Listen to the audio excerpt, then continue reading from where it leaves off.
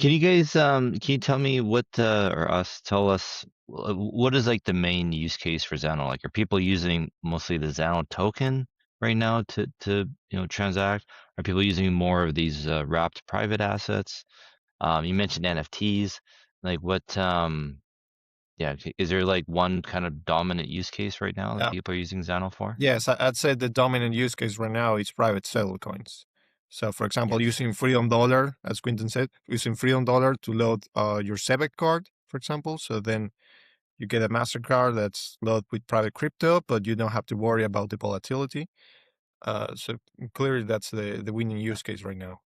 Yeah, they're Okay. also working on private payroll, right? So there are a number of companies that process payroll in crypto for their for the companies that they work with, and of course, processing payroll in USDT or USDC is not the best, not the best to use out there. So Freedom Dollar could be a really good solution for payroll as well.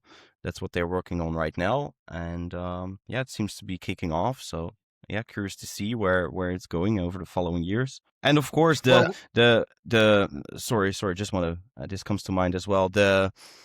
I think the wrapped assets um are super interesting as well, right? So private Bitcoin, private Ethereum, private Solana, like although they're not being used that much yet, once we have a couple of good, decent integrations, once the gateway addresses are live, and for example, hopefully we can work something out with THORChain, and these assets become more accessible and people start to see the value in them, then this could really take off as well, because you could use like you could have Bitcoin on Zano and enjoy the privacy of the Zano blockchain and also the low fees of the Zano blockchain, so your Bitcoin becomes spendable again and usable again.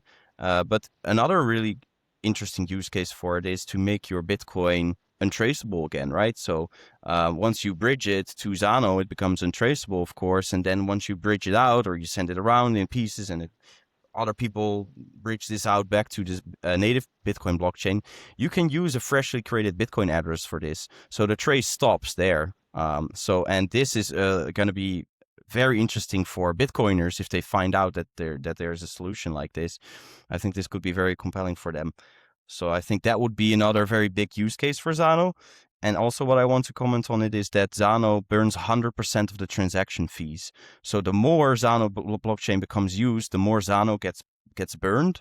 And potentially at some point in the future, hopefully the usage becomes bigger than the emission from the block rewards, and then the supply of Zano would go deflationary.